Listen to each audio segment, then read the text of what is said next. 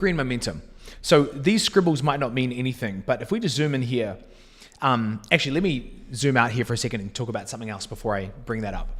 So the most important thing that you need to do within your business to get clients all the time is to have a high level of conviction that people should work with you and they should work with you now. Of course, not everyone is a fit. And so our point is not to go out there and try and manipulate people and pressure people into working with us. But there should be a high level of conviction that when you're talking to the right person, it's not the type of thing that they should put off for another month, another year, because it's not just about getting someone into your offer and getting the dollars. It is about helping them resolve the pain that they're facing right now. And the more that they delay that pain, the longer they have to live with it, or delay the solution, the longer they have to live with the pain. There's this great Nike mantra that said, yesterday you said tomorrow.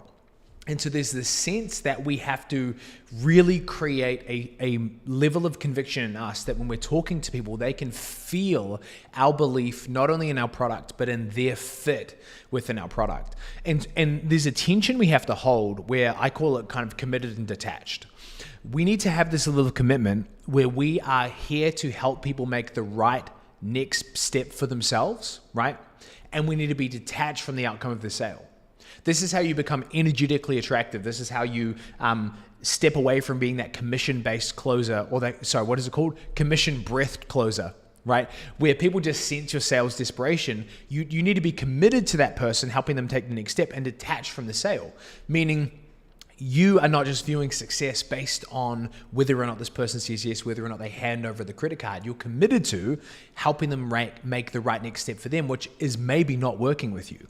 But when you're able to have this level of conviction, which is you're just out there trying to find the right people who are the right fit, where the timing is right now, it allows you to stay much more neutral, which makes it easier for people to actually have sales conversations with you. So I wanted to start there because that's by far the most important thing.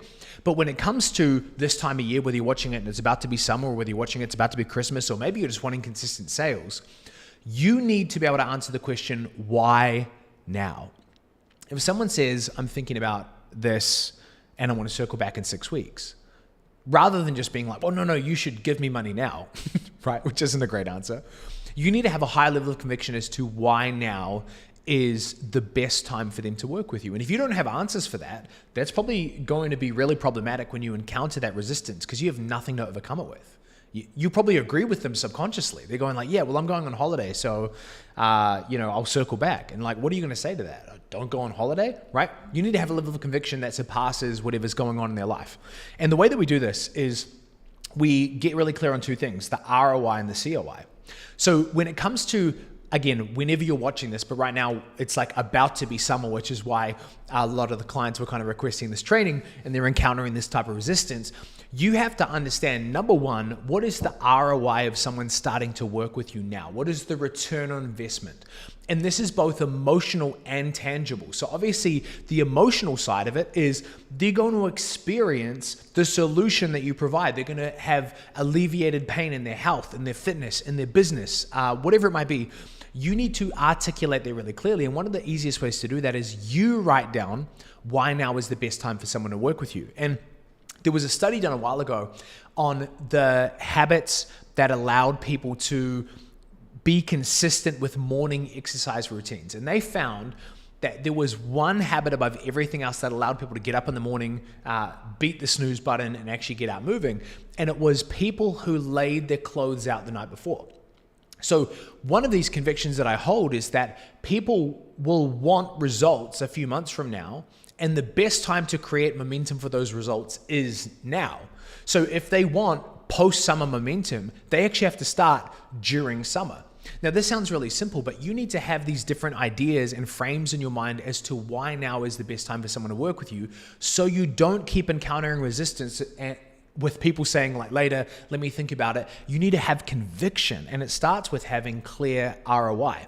So an emotional side of it is you're looking at different ways that you can articulate both in your marketing and in your sales conversations the impact that your offer would have with someone if they were to work with you now. There's also tangible sides of this. So if you are trying to create momentum, this says offer upgrade, by the way, offer. you can actually bring fresh momentum to your offer and make people want to be a part of what you're doing now because you're making it better in a very tangible way. And so this might mean that you increase support, you increase levels of access, whatever it might be. You're creating a reason for people to sign up now. Now, this could also be tied to bonuses. So this might be a temporary bonus. So for example, there was a long period of time where I was onboarding new clients, and I was onboarding every new client with a one-to-one call. I don't do that any longer. I give them Slack access, and it still works phenomenally well. But as a limited time bonus, if I was trying to increase sales this month, is I could bring that back. Everyone who signs up this month gets access to a one-to-one game plan call with me. Whatever it might be, you can bring these bonuses into play and really figure out ways to upgrade your offer to increase the value perception that there is an ROI to be had now, not later, but now.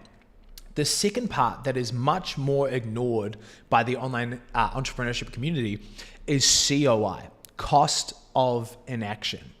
So what happens if someone sticks in the problem that they're having? What happens if someone doesn't solve this? What is at stake? And through your marketing, you should be able to articulate what happens on an emotional level for people if they are not taking action now. What is the cost of them continuing to live in that state of stress? What is the cost of them continuing to live as an overweight individual, or maybe even gaining more weight because they're being negligent around their health during the holidays or whatever it might be?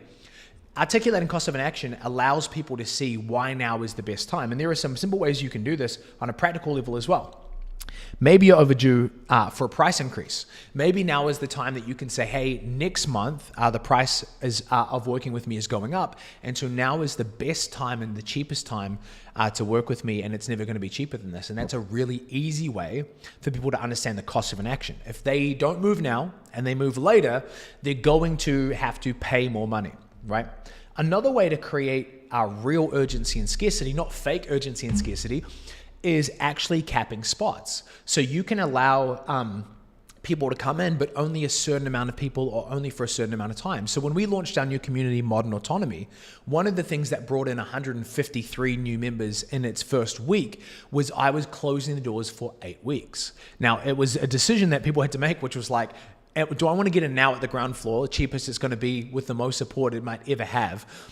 Or do I want to wait 8 weeks? Because at that point I said I might not even open it again, right? Which was a genuine thought. At that point, it was like an experiment I was trying to see.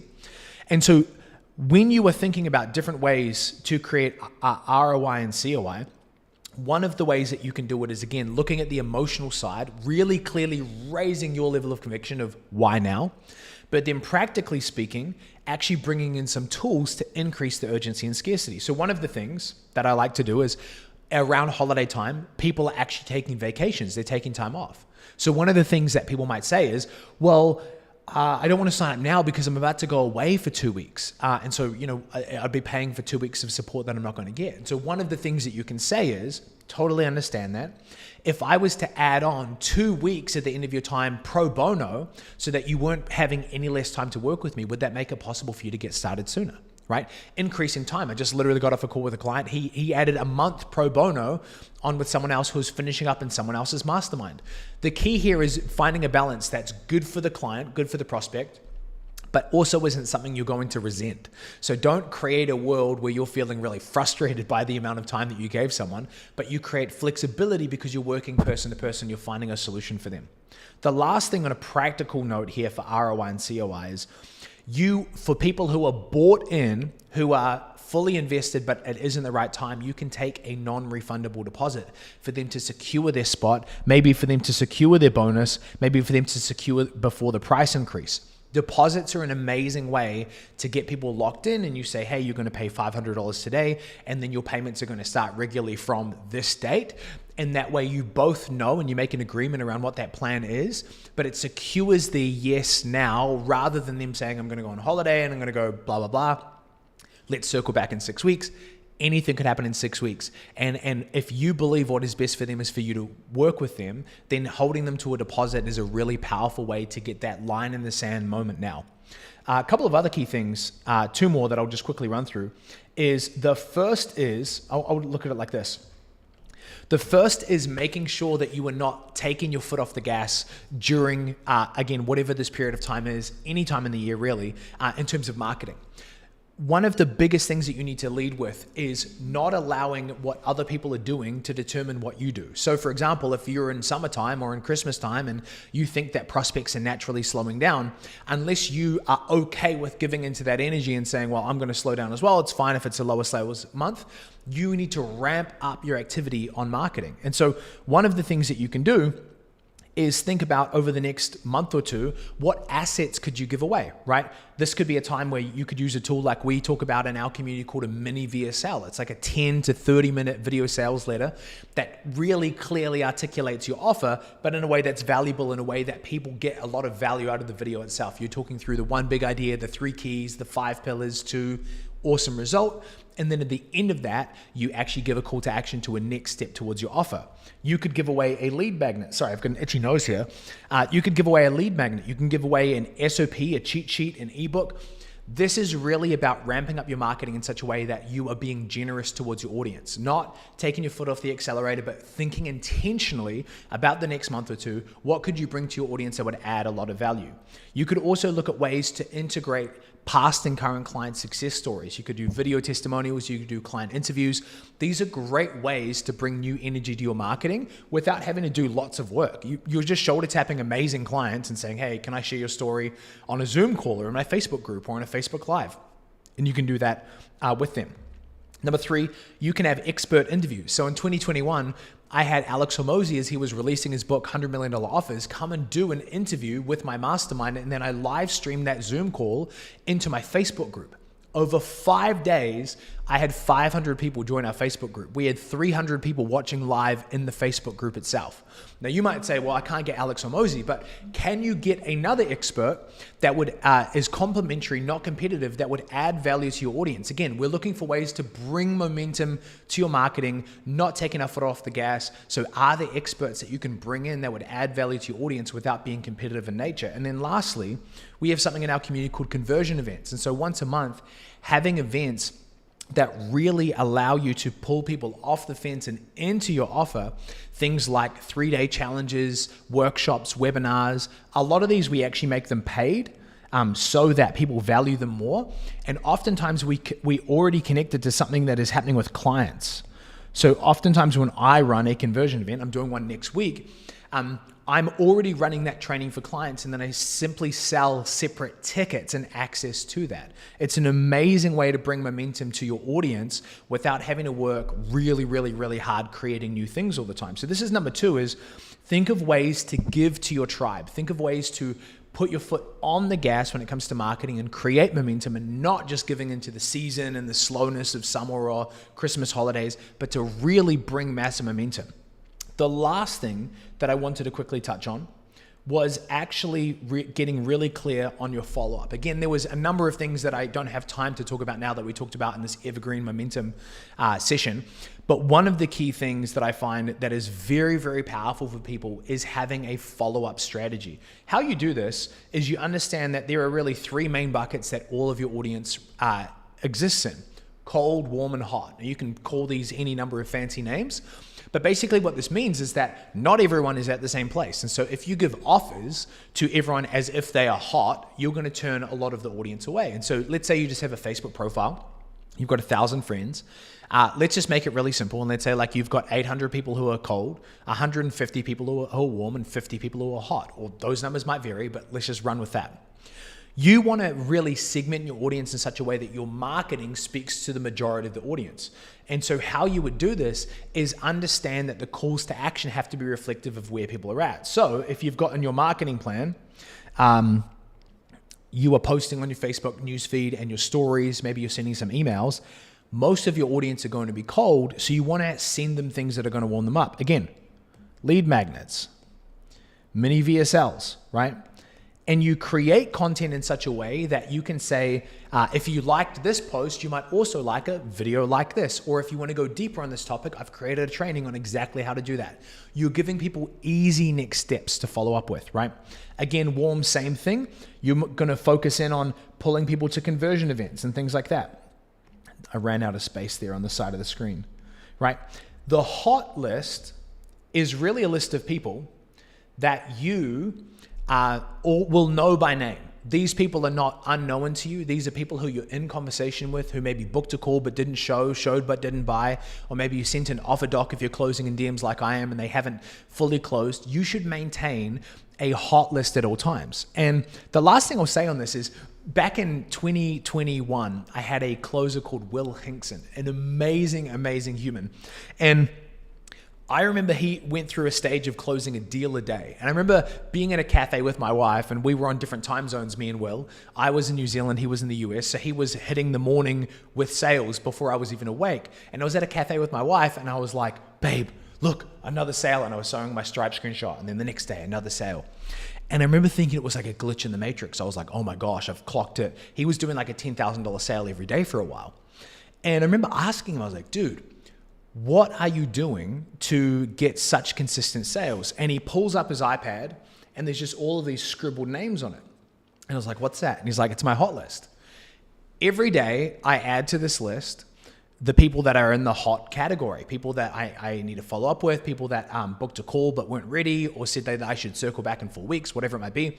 And he said, every day I create time and space to follow these people up. And depending on where they're at in the sales cycle, depends on how you follow them up. If it's been a while or the depth of connection isn't really strong, then you might be more relational. Hey, how are you? How's your family? I saw you just moved. I saw you just welcomed a baby in your family. Congratulations.